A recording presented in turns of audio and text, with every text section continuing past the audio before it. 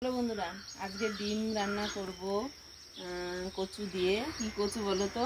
কচুটা হচ্ছে গিয়ে দুধমান কচু ডাটা দিয়ে রান্না করবো। সেই বাগানেই দেখাচ্ছি তোমাদের।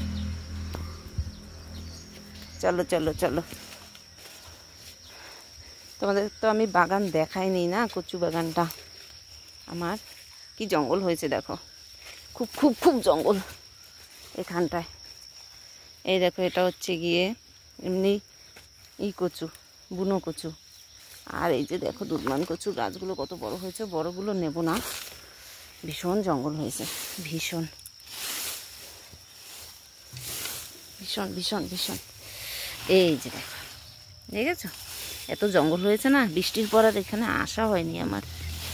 এই জন্য ভাবলাম আজকে একটু ডিম রান্না করব।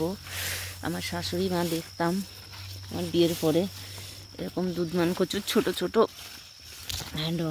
গাছ এনে তারপরে মাছের ঝোলে, ইলিশ মাছের ঝোলে, ডিমের ঝোলে দিতেন। ওই কথাই মনে পড়ে গেল। দেখো কেটে নি, এক হাতে মোবাইল, এক হাতে ধরা যাচ্ছে না। কেটে নি খুব সুন্দর হয়েছে গো ডাটাগুলো।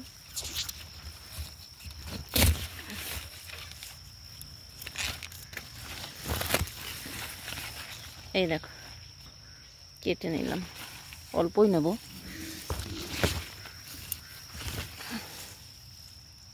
এত জঙ্গল,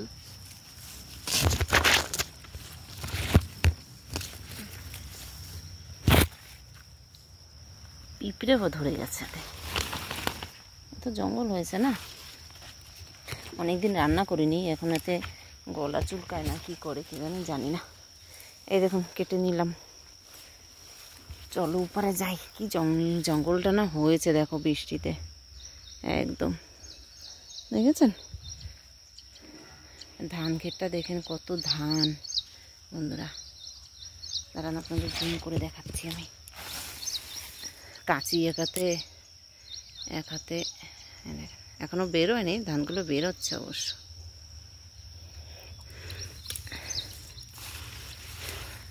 চলুন উপরে যাই। ফুলও ফুটেছে অনেক। ফুলগুলো এখনো তুলিনি অবশ্য, তুলবো।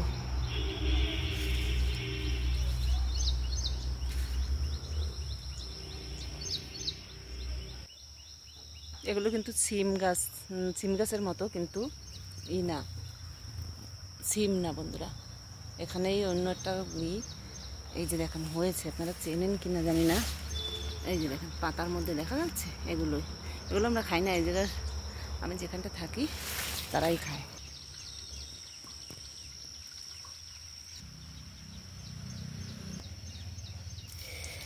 এই যে দেখুন, এটা ধুয়ে নিয়ে এগুলো সব জঙ্গল থেকে আনলাম তো, এগুলো ধুয়ে নিলে ভালো। কাঠিটাকেও একটু ধুয়ে নিই। কাঠিটা কাদার সঙ্গে রাখলে না জং ধরে যাবে। তার সঙ্গে সঙ্গে পাটাও একটু ধুয়ে নিই,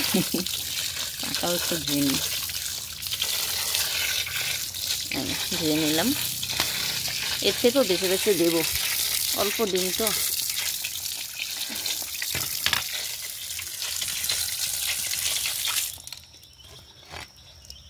এখন কিন্তু আমি যাচ্ছি উপরে।